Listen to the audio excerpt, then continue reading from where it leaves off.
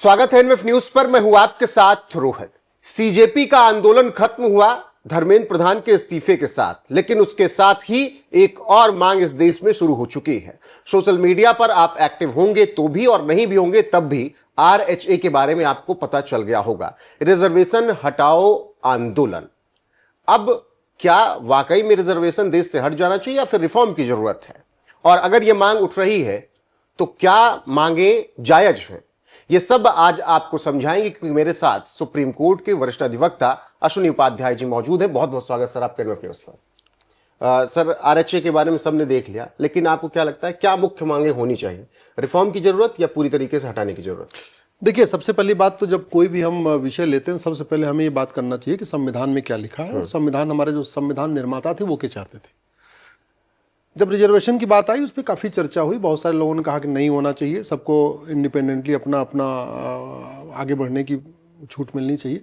लेकिन उसमें ये हुआ कि नहीं, काफ़ी दिन से चूँकि 500 साल जो मुगलों का शासन था, 200 साल अंग्रेज़ों का शासन था, उसमें यहाँ पे बहुत भेदभाव हुआ है, बहुत सारे लोगों को पीछे कर दिया गया है। तो बेटर ये होगा कि रिजर्वेशन दिया जाए। बाबा साहब अम्बेडकर जो रिजर्वेशन के सबसे बड़े हिमायती थे, उनका कहना था कि रिजर्वेशन केवल और केवल 10 साल के लिए होना चाहिए, और वो भी केवल शेड्यूल कास्ट और शेड्यूल ट्राइब को होना चाहिए, SC ST को होना चाहिए। इसके अलावा और किसी को रिजर्वेशन नहीं होना चाहिए, और 10 साल से आगे होना भी नहीं चाहिए। ये संवैधानिक व्यवस्था है, ये हमारे संविधान निर्माता चाहते थे। लेकिन 10 साल के बाद फिर हर 10 साल पे उसको बढ़ा दिया जाता है, हर 10 साल पे बढ़ा दिया जाता है, हर 10 साल पे बढ़ाया जाता है, बिना किसी चर्चा के बढ़ाया जाता है, बिना किसी समीक्षा के बढ़ाया जाता है। रिजर्वेशन का फ़ायदा किन किन जातियों को मिला, किन को नहीं मिला, इसकी कोई चर्चा नहीं होती है, और लगातार बढ़ाते जा रहे। बाद में उसमें OBC आरक्षण और आ गया, तो मंडल कमीशन के बाद वो भी उसमें जुड़ गया। फिर पार्षद प्रधान में भी रिजर्वेशन शुरू हो गया, फिर सांसद विधायक में भी रिजर्वेशन शुरू हो गया, इंट्रेंस एग्जाम में भी रिजर्वेशन शुरू हो गया, फिर उसके बाद नौकरियों में रिजर्वेशन शुरू हुआ, बाद में प्रमोशन में भी रिजर्वेशन आ गया।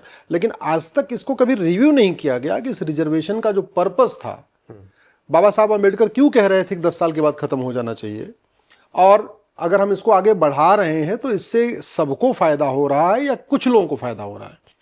भाई, रिजर्वेशन का फायदा किसको मिलना चाहिए, पहले आप इसको समझो। आप झाबुआ के दलित को मिलना चाहिए, बिल्कुल, उड़ीसा के कंधमाल के दलित को मिलना चाहिए, कालाहांडी के दलित को मिलना चाहिए, छत्तीसगढ़ के सरगुजा के दलित को मिलना चाहिए, अबूझमाड़ के दलित को मिलना चाहिए, या दिल्ली में जो यहाँ 5 स्टार होटल में हर वीकेंड में डिनर करने जाते हैं उनके बच्चों को रिजर्वेशन का मिलना चाहिए।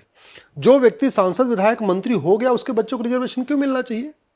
जो व्यक्ति एक बार पार्षद प्रधान हो गया उसके बच्चों को रिजर्वेशन क्यों मिलना चाहिए? जो मुख्यमंत्री बन गया, प्रधानमंत्री बन गया, उप प्रधानमंत्री बन गया, राज्यपाल बन गया, उसके बच्चों को रिजर्वेशन क्यों मिलना चाहिए? जो थानेदार बन गया, तहसीलदार बन गया, पेशकार बन गया, रजिस्ट्रार बन गया, कलेक्टर बन गया, कप्तान बन गया, IG DIG DGP बन गया, उसके बच्चों को रिजर्वेशन क्यों मिलना चाहिए? जो डॉक्टर बन गया, इंजीनियर बन गया, प्रोफेसर बन गया, बिजनेसमैन बन गया, बड़ा बड़ा शोरूम चला रहे, उनके बच्चों को रिजर्वेशन क्यों मिलना चाहिए? रिजर्वेशन केवल और केवल SC ST को मिलना चाहिए। हिंदुओं में ही रिजर्वेशन मिलना चाहिए। जो कन्वर्ट हो गए उनको बिल्कुल रिजर्वेशन नहीं मिलना चाहिए, क्योंकि अगर कोई आदमी कन्वर्ट होकर इस्लाम में चला गया उसको तो रिजर्वेशन तत्काल बंद हो जाना चाहिए। जो कन्वर्ट होकर क्रिश्चियनिटी में चला गया उसकी रिजर्वेशन तत्काल बंद होना चाहिए। लेकिन हिंदुओं में भी किसको मिलना चाहिए? हिंदुओं में क्या उन लोगों को मिलना चाहिए जो सक्षम हो गए, या गांव के उस गरीब को मिलना चाहिए, उस किसान के बच्चे को रिजर्वेशन मिलना चाहिए, उस मजदूर के बच्चे को रिजर्वेशन मिलना चाहिए? रिजर्वेशन क्या मायावती जी के परिवार को मिलना चाहिए, या गाँव में वो जो दलित, गरीब दलित है, जो सब्जी पैदा करता है, सब्जी बेचता है, ठेला लगाता है, या पंचर की दुकान चलाता है, या कोई और ठेली चलाता है, हाथ गाड़ी चलाता है, रिक्शा चलाता है, ऑटो चलाता है, उसके बच्चे को रिजर्वेशन मिलना चाहिए। वहां तक तो पहुंच ही नहीं रहा। भाई, रामनाथ कोविंद जी राष्ट्रपति हो गए, उनके परिवार को रिजर्वेशन क्यों मिलना चाहिए? मुर्मू जी राष्ट्रपति हो गई, उनके परिवार को रिजर्वेशन क्यों मिलना चाहिए? मायावती जी मुख्यमंत्री हो गई 2-3 बार, उनके परिवार को रिजर्वेशन क्यों मिलना चाहिए? उदित राज जी सांसद हो गए, उसके पहले IRS भी हो चुके, उनकी पत्नी भी IRS, उनके बच्चों को रिजर्वेशन क्यों मिलना चाहिए? रिजर्वेशन का फायदा केवल उन दलितों को, उन शेड्यूल कास्ट को, उन शेड्यूल ट्राइब को मिलना चाहिए जो वास्तव में जिनको जरूरत है, जो बाबा साहब अम्बेडकर चाहते थे, जिनको मिलना चाहिए। जिसको एक बार रिजर्वेशन मिल गया उसके बच्चे को रिजर्वेशन क्यों? अब तो उसके बच्चे को रिजर्वेशन मिलना चाहिए जिसको एक भी बार नहीं मिला। तो ये क्रीमी वाली लेयर हटनी चाहिए। क्रीमी लेयर सिस्टम इंट्रोड्यूस होना चाहिए। पहले तो आप समझो, आपका इनकम टैक्स का पैमाना और रिजर्वेशन का पैमाना अलग अलग नहीं हो सकता। अगर आप ये कह रहे हो कि 50,000 रुपए से ज्यादा जो कमाएगा उसको इनकम टैक्स देना पड़ेगा, तो फिर 50,000 रुपए से जो ज्यादा कमाएगा उसके बच्चे को इनकम टैक्स, उसके बच्चे को रिजर्वेशन क्यों? अगर आप 50,000 कमाने वाले को या 1 लाख कमाने वाले को आप कह रहे हैं कि भैया बस इनकम टैक्स की लिमिट छूट केवल 1 लाख रुपए तक मिलेगी या 50,000 रुपए तक मिलेगी हर महीने कमाने वाले को, उससे ऊपर जो कमाएगा उसको इनकम टैक्स देना पड़ेगा। इसका मतलब सरकार ये मानती कि इससे 50,000 रुपए से ज्यादा जो कमा रहा है, 1 लाख से ज्यादा जो कमा रहा है तो अमीर हो गया, तो फिर अमीरों को आरक्षण क्यों मिलना चाहिए? और अगर वो लिमिट नहीं, आपको लगता नहीं, तो फिर आपको रिजर्वेशन और इस पे इनकम टैक्स की लिमिट को एक बार रिव्यू करना चाहिए। मेरा ये मानना है कि सबसे पहले ये जो बहुत बड़ा फ्रॉड चल रहा है कि इनकम, अगर आप किसान हैं, आप खरबपति हैं तो भी रिजर्वेशन मिल जाएगा। क्यों भैया? उस किसान के बच्चे को रिजर्वेशन मिलना चाहिए जिसके पास 1 एकड़ जमीन है, 2 एकड़ जमीन है, जो भूमिहीन है, जिसके पास कोई जमीन ही नहीं है, जो केवल बटाई करके अपना परिवार चलाता है, दूसरों की जमीन को आधे पे लेता है, बटाई पे लेता है, उसके बच्चे को रिजर्वेशन मिलना चाहिए। जो 100 200 बीघे के 500 बीघे के लैंडलॉर्ड बने उनके बच्चे को रिजर्वेशन मिलना चाहिए। आर्थिक आधार होना चाहिए, बिल्कुल आर्थिक आधार। लेकिन मैंने कहा ना, जो कन्वर्ट हो गए उनको बिल्कुल नहीं मिलना चाहिए। आर्थिक आधार पर सबको नहीं मिलना चाहिए। रिजर्वेशन की सुविधा केवल शेड्यूल कास्ट, शेड्यूल ट्राइब को मिलना चाहिए, जो पिछड़े हैं उन्हीं को मिलना चाहिए। लेकिन उसमें भी क्रीमी लेयर सिस्टम इंट्रोड्यूस होना चाहिए। जिसके परिवार को एक बार मिल गया उसको दोबारा नहीं मिलना चाहिए। जिसकी भी आय 1 लाख रुपए से हर महीने 1 लाख रुपए से ज्यादा कमा रहा है उसके बच्चे को नहीं मिलना चाहिए। जो व्यक्ति पार्षद प्रधान हो गया, सांसद विधायक हो गया, जिसके घर में 4 व्हीलर आ गई, बाकी व्यवस्था हो गई, उसके बच्चे को रिजर्वेशन नहीं मिलना चाहिए। आप इनकम टैक्स के आधार पर इसलिए नहीं कर सकते कि सरकार ने क्या कर रखा है कि नहीं, इनकम टैक्स में छूट दे रखा है कि अगर आप कृषि से आए, जो कृषि वाली आय है उस पर अनलिमिटेड छूट है। तो देश में हो क्या रहा है, चपरासी और हवलदार, थानेदार, ये जो सरकारी लोग हैं जो भ्रष्टाचार मोटा करते हैं, तो काला धन इकट्ठा कर लेते हैं करोड़ों में और उससे थोड़ा खेत खरीद लेते हैं, फॉर्म ले लिया है, फॉर्म ले लिया राइट, और उस खेत से फिर वो इनकम दिखाना शुरू करते हैं। मतलब इसे 100 करोड़ इकट्ठा कर लिया तो 10 करोड़ में खेत खरीद लिया, और अब उसके बाद हर साल 10-10 करोड़ जो ब्लैक मनी इकट्ठा किया था उसको एग्रीकल्चर इनकम दिखा दिखा के बैंक में जमा कर लेते। तो बाकी का 90 करोड़ रुपए उन्होंने उसको व्हाइट कर लिया। किस नाम से कर लिया? एग्रीकल्चर इनकम के नाम से। इसलिए आप जरा देखिए, जितने भी देश में हवलदार हैं, थानेदार हैं, पेशकार हैं, लेखपाल हैं, पटवारी हैं, एडीएम हैं, डीएम हैं, जो भी भ्रष्ट हैं, ये सारे भ्रष्टाचारी सबसे पहला काम करते हैं 5 बीघे, 8 बीघे, 10 बीघे खेत खरीदते हैं। क्यों? क्योंकि सरकार ने एक कानून बना रखा है, इनकम टैक्स एक्ट में प्रावधान कर रखा है कि एग्रीकल्चर इनकम पे कोई टैक्स लगेगा ही नहीं। एग्रीकल्चर इनकम पे आपको इनकम आईटीआर फाइल ही नहीं करना है। तो इसलिए जितने भ्रष्टाचारी हैं सबसे पहले थोड़ा खेत खरीदते हैं और बाकी सारी की सारी जो ब्लैक मनी है उसी खेत से इनकम, एग्रीकल्चर इनकम दिखा दिखा के उसको व्हाइट कर लेते हैं। आपको याद होगा एक मंत्री थे पहले, भूतपूर्व वित्त मंत्री, भूतपूर्व गृह मंत्री, उन्होंने गमले में गोभी 7 करोड़ रुपए, उन्होंने 7 करोड़ रुपए दिखाया कि हमारे गमले में गोभी पैदा हो गई थी। तो ऐसे ही आपको वो केवल वो तो मंत्री चलो हाईलाइट हो गए, सारे पूरे देश में ही हो रहा है, गमले में गोभी उगाया जा रहा है। मेरा इसलिए मानना है कि रिजर्वेशन के मामले में समय आ चुका है, इसके रिव्यू किया जाए और जो नीडी लोग हैं उन्हीं को दिया जाए। नीडी लोग, एक व्यक्ति समझ में आता है कि भाई आपने ठीक है जेई में दे दिया, नीट में दे दिया, एक बार क्लैट में दे दिया, एनडीए में दिया, अगर आपने एक बार एंट्रेंस एग्जाम में दे दिया तो फिर क्या नौकरियों में भी देना चाहिए, और एक बार नौकरियों में भी दे दिया तो क्या प्रमोशन में भी देना चाहिए? क्यों, किस लिए? अगर आप लगातार किसी को इसी तरीके से करते रहें, और एक बात आप ये भी समझ लीजिए, हम बात करते हैं विश्वगुरु की, हम बात करते हैं विकसित भारत की, हम बात करते हैं परम वैभव की, हम कहते हैं हम विश्व महाशक्ति बनेंगे। दुनिया में ऐसी कौन सी विश्व महाशक्ति है जो गधे को घोड़ा बनाकर, घोड़े को गधा बनाकर विश्व महाशक्ति बनी है? कौन ऐसा देश है जिसने मेरिट को दरकिनार करके विकास कर लिया? कौन सा ऐसा देश है जिसने क्रीम को, जो मेरिट थी, मतलब डॉक्टर को कंपाउंडर बनाया और कंपाउंडर को डॉक्टर बनाया और विकसित देश हो गया? देश में बहुत तेजी के साथ पलायन हो रहा है। केवल बड़े बड़े बिजनेसमैन नहीं जा रहे, यहाँ का यंग टैलेंट बाहर जा रहा है, आयरलैंड जा रहे हैं, नीदरलैंड जा रहे हैं, थाईलैंड जा रहे हैं, आपके यूरोप कंट्रीज में जा रहे हैं, ऑस्ट्रेलिया में जा रहे हैं, अमेरिका में जा रहे हैं। क्यों? क्योंकि वहाँ रिजर्वेशन नहीं है। तो जिसके अंदर मेरिट है उसको लगता है यार भाई आपने 95% नंबर वाले को तो चलो एडमिशन दे दिया इंजीनियरिंग में, आईआईटी में, लेकिन 90% वाले को छोड़ दिया। और दूसरी तरफ 40% वाले को आईआईटी में दे दिया। जो 40% व्यक्ति जेईई में लाया है, अगर आपने उसको आईआईटी में एडमिशन दे दिया, वो पूरे 4 साल वो फ्रस्ट्रेट रहेगा, क्योंकि वहां जो पढ़ाया जाएगा उसको समझ में नहीं आएगा, और फिर वो फेल होगा, फिर गाली पड़ेगी कि आईआईटी में फेल हो रहा है। अगर आप 40% वाले को जबरदस्ती जंप करा के उसको एमबीबीएस में बनवा दोगे आप, तो एमबीबीएस आप उसको बना तो दोगे, लेकिन एमबीबीएस में फ्रस्ट्रेट रहेगा पूरे साल, उसके बैक आते रहेंगे, ट्रेन एग्जाम नहीं आएगा। आखिर क्या कारण है कि जितने नेता, जब इनकी तबीयत खराब होती है तो ये वेदांता भागेंगे, यहाँ भागेंगे, मैक्स भागेंगे, यहाँ वहां भागेंगे, क्यों? समानता की बात करने वाले वांचुक साहब भी सफदरजंग नहीं रुके, सीधे वेदांता गए। मैं ये तो कह रहा हूं, जितने ये बात करते हैं सामाजिक न्याय की, मैं इनके वकीलों को जानता हूं, इन्होंने आरक्षण के आधार पर एक भी वकील नहीं सिलेक्ट किया। सारे वकील इन्होंने मेरिट के आधार पर सिलेक्ट किए। ये जितने सामाजिक न्याय की बात करने वाले, इनके मैं फैमिली डॉक्टर्स को जानता हूं, सबके डॉक्टर मेरिट के आधार पे हैं। तो ये जो सामाजिक न्याय की बात करते हैं ना, मोची जो है कास्ट के आधार पर नहीं, मोची इनको क्वालिटी वाला चाहिए। ये जितने सामाजिक न्याय के मसीहा हैं, इनको ड्राइवर क्वालिटी वाला चाहिए, रिजर्वेशन नहीं। उसमें रिजर्वेशन नहीं देखते कि यार काम करो, रिजर्व कैटेगरी का आदमी ड्राइवर रख लो ना। कुक, घर में खाना बनाने वाला, रसोईया, वो भी बढ़िया वाला चाहिए, उसमें रिजर्वेशन नहीं ढूंढते। धोबी, कपड़ा वहीं धुलवाएंगे, वहीं प्रेस करवाएंगे जहां बढ़िया कपड़ा धुले, बढ़िया प्रेस हो, उसमें रिजर्वेशन नहीं देखेंगे। इलाज कराते समय डॉक्टर में रिजर्वेशन नहीं देखेंगे, या काम करो यार, मैं तो सामाजिक न्याय की बात करता हूं, एक काम करो, हम तो रिजर्व कैटेगरी से इलाज करवाएंगे ना, उसमें नहीं है। कौन बढ़िया डॉक्टर है, एक ही बार में इलाज कर दे, वो देखेंगे। हर काम अपने बच्चे को कहां पढ़ाएंगे? सरकारी स्कूल में क्यों नहीं पढ़ा लेते, प्राइवेट में पढ़ाएंगे? क्यों? क्योंकि उनको पता है सरकारी स्कूल में जो है ये मैथ पढ़ाने वाला, ये 40 नंबर पे टीचर बन गया, लेक्चरर बन गया, हमारा बच्चा बर्बाद हो जाएगा। इस देश की शिक्षा व्यवस्था बर्बाद करने वाले यही लोग हैं।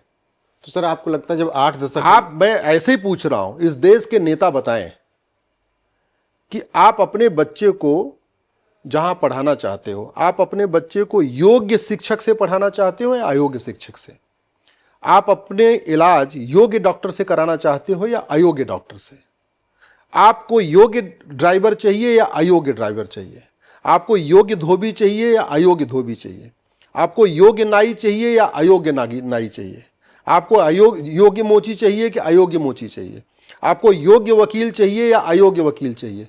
सब कुछ योग्यता के आधार पर चाहिए। अपना नाई, अपना धोबी, अपना डॉक्टर, अपना वकील, अपना सब बढ़िया। मिस्त्री देखेंगे, सबसे बढ़िया वाला मिस्त्री होना चाहिए घर बनाने के लिए, उसमें सामाजिक न्याय याद नहीं आएगा। वही मैं कह रहा हूँ। आर्किटेक्ट चाहिए, योग्य आर्किटेक्ट चाहिए, उसमें सामाजिक न्याय याद नहीं आएगा।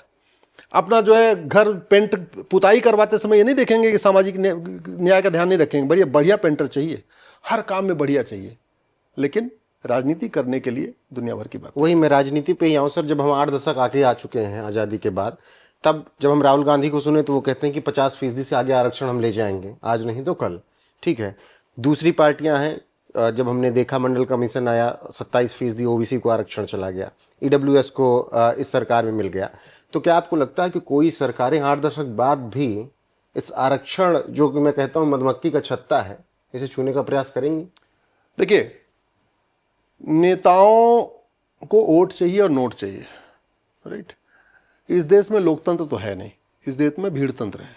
सब कहने की डेमोक्रेसी है, संविधान है, सब बकवास की बातें हैं, सब एकेडमिक बातें हैं।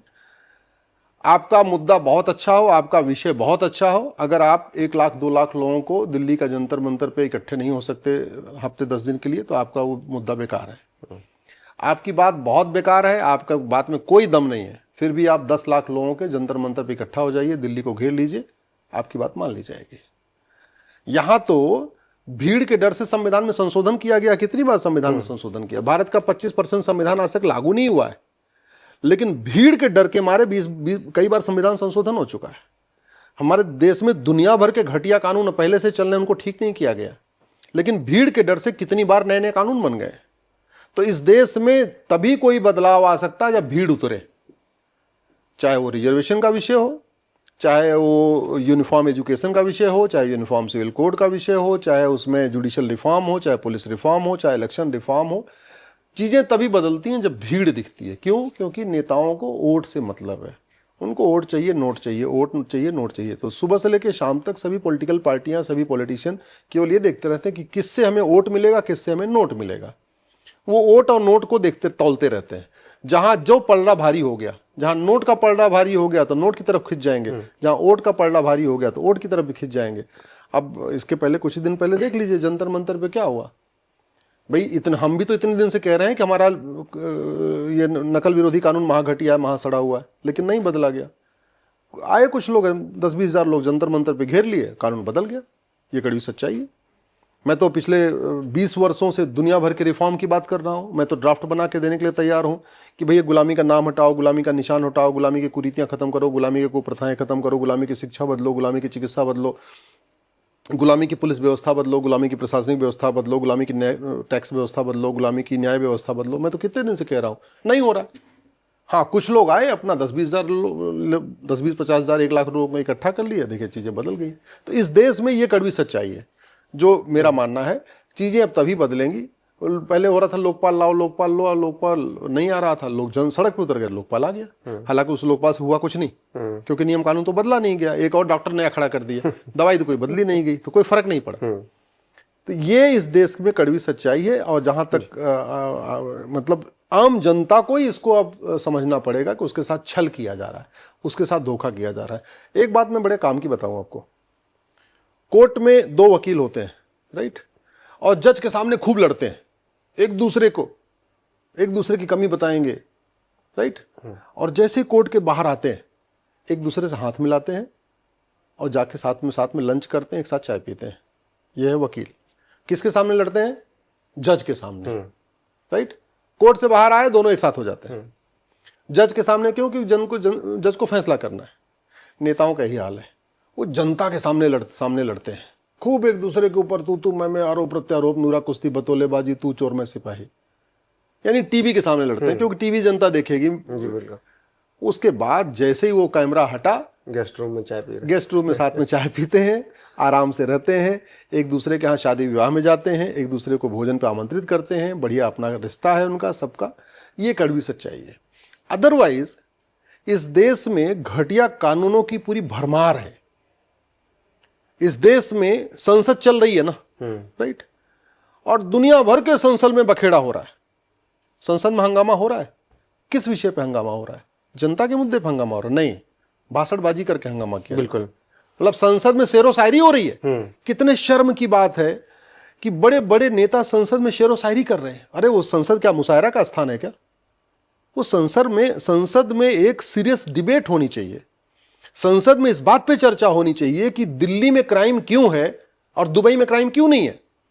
संसद में इस बात पे चर्चा होनी चाहिए कि जितना अपराध भारत की राजधानी में है, इतना अपराध चीन, जापान, सिंगापुर, अमेरिका, रूस, ऑस्ट्रेलिया, कनाडा, जर्मनी की राजधानी में क्यों नहीं है। संसद में इस बात पे चर्चा होनी चाहिए कि जितना घूसखोरी, कमीशनखोरी, दलाली, कटमनी, तोलाबाजी, हवालाबाजी भारत में है, इतना चीन, जापान, सिंगापुर में क्यों नहीं है। संसद में इस बात पे चर्चा होनी चाहिए जितना जमाखोरी, मिलावटखोरी, कालाबाजारी, नशा तस्करी, मानव तस्करी, सोना तस्करी, चंदन तस्करी भारत में हो रही है, इतना चीन, जापान, सिंगापुर में क्यों नहीं है। संसद में इस बात पे चर्चा होनी चाहिए कि जितना आतंकवाद, अलगाववाद, माओवाद, जिहाद, मजहबी उन्माद, पत्थरबाजी भारत में है, इतना चीन, जापान, सिंगापुर में क्यों नहीं है। संसद में इस बात पे चर्चा होनी चाहिए कि जितना यहाँ फर्जी आधार, फर्जी राशन कार्ड, फर्जी ड्राइविंग लाइसेंस, फर्जी बर्थ सर्टिफिकेट, फर्जी वोटर आईडी, फर्जी पासपोर्ट भारत में बनता है, इतना चीन, जापान, सिंगापुर में क्यों नहीं बनता। संसद में इस बात पे चर्चा होनी चाहिए कि यहाँ पे इतना जमीन पर अवैध कब्जा क्यों हो रहा है, अवैध निर्माण क्यों हो रहा है। संसद में इस बात पे चर्चा होनी चाहिए कि हमारे आर्मी की जमीन, एयरफोर्स की जमीन, रेलवे की जमीन, आर्मी की जमीन, मतलब कोई भी जमीन हो, जहां देखो वहीं अवैध निर्माण हो रहा है। चीन, जापान, सिंगापुर में क्यों नहीं हो रहा है। ये नहीं हो रहा है संसद में। संसद में शेरो शायरी हो रही है, भाषणबाजी, लच्छेदार भाषण, बढ़िया बढ़िया मुहावरे पीछे से लिखवा के लाते होंगे लोग, वही पढ़े जा रहे हैं और जनता उस पर ताली बजा रही है। तो जनता को समझना पड़ेगा कि जैसे कोर्ट में मुवक्किल तो एक दूसरे के दुश्मन होते हैं, वकील कभी दुश्मन नहीं होते। वकील तो फीस लेते हैं, जज के सामने जाके लड़ते हैं, उसके बाद फिर बाहर आते हैं, मुवक्किल गया अपने अपने घर, एक जीता एक हारा। वकील न जीतता है न वकील हारता है। हारता है क्लाइंट, मुवक्किल, और पैसा लेते हैं, कमाते हैं वकील। और वकील एक दूसरे के दुश्मन नहीं होते, दुश्मन जानी दुश्मन होते हैं मुवक्किल। सेम सिचुएशन ही आज की डेट की पॉलिटिक्स की है। सब एक दूसरे से मिले जुले हैं। जनता के सामने, संसद में, विधानसभा में, प्रेस कॉन्फ्रेंस में, मीडिया के लान में, रैलियों में एक दूसरे के ऊपर आरोप मार रहे हैं, दुनिया भर के एक दूसरे के ऊपर कहानियां बता रहे हैं। उसके बाद कुछ नहीं हो रहा है, तो जनता को समझना पड़ेगा कि जनता के सामने कैसे खिलवाड़ किया जा रहा है। बिल्कुल, और वो जनता इस वक्त अब क्या करेगी उसकी अपडेट आपको एनएफ न्यूज पर मिलेगी। बहुत शुक्रिया सर हमारे साथ जुड़ने के लिए। फिलहाल बने रहिए एनएफ न्यूज पर लगातार। नमस्कार।